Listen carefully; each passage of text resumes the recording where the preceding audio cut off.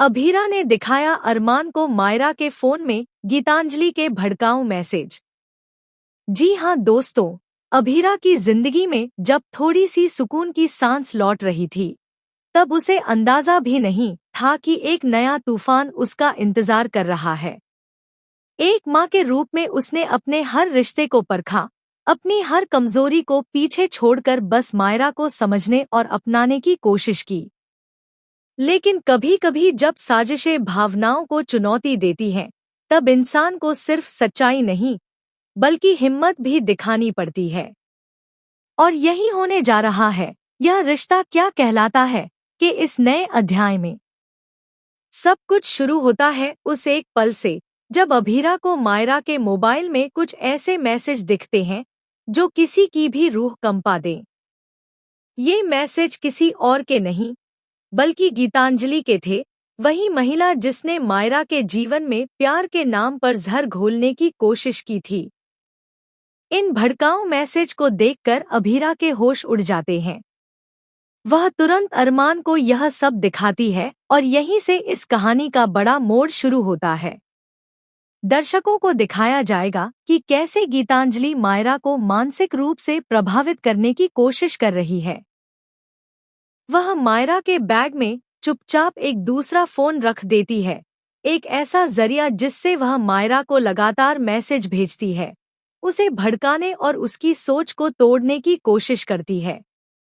अभीरा को यह समझ नहीं आता कि मायरा इतने अजीब और गैरजिम्मेदाराना डिमांड्स क्यों कर रही है। मायरा कहती है, पापा तो मुझे यही देते थे। उन्होंने कहा था कभी भी कुछ भी मांग सकती हूँ। अभीरा के जहन में यह सवाल गूंजने लगता है, क्या अरमान ने सच में मायरा की परवरिश इस तरह की है? क्या यह वही पिता है जिस पर वह दोबारा भरोसा कर रही थी? मायरा का व्यवहार धीरे धीरे और भी अजीब होता जाता है। कभी वह जंक फूड मांगती है तो कभी स्कूल न जाने की जिद करती है। उसके शब्दों में एक नई भाषा है जो उसकी उम्र से कहीं बड़ी लगती है। इसी बीच आता है वह सीन जिसने सब कुछ बदल दिया। एक दिन मायरा बाहर लॉन में खेल रही होती है और अभीरा घर के अंदर कुछ काम कर रही होती है। तभी उसे एक वाइब्रेशन की आवाज सुनाई देती है। पहले वह सोचती है कि उसका फोन बजा होगा, लेकिन जब देखती है कि फोन उसके पास ही है, तो वह घर के कोनों में आवाज का स्रोत ढूंढने लगती है। तभी उसकी नजर मायरा के टेडी बियर पर पड़ती है। जैसे ही वह टेडी खोलती है, उसके अंदर एक फोन मिलता है। फोन ऑन करते ही उसमें आने वाले मैसेज उसे अंदर तक झकझोर देते हैं। अपनी क्यूट आंटी से कहो कि तुम्हें बारिश में नहाना है, फिर कहना कि वो तुम्हें रोक रही हैं और तुम नाराज हो जाओ।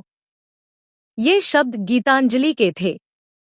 अब तक जो शक था वह एक ठोस सच्चाई में बदल चुका था। अभीरा को समझ आ जाता है कि उसकी बेटी की मासूमियत से खेला जा रहा है। उसकी आंखों में आंसू आ जाते हैं, लेकिन ये आंसू हार के नहीं थे।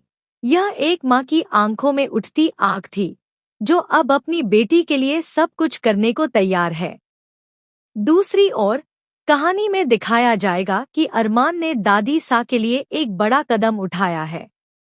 उन्होंने पौदार मेंशन की खोई हुई विरासत वापस दिलाई है। दादी सा भावुक होकर अरमान को माफ कर देती हैं। लगता है जैसे रिश्ते फिर से जुड़ रहे हैं। लेकिन किसी को यह नहीं पता कि असली तूफान अभी बाकी है। उसी शाम मायरा की तबीयत अचानक बिगड़ जाती है और घर में अफरा तफरी मच जाती है।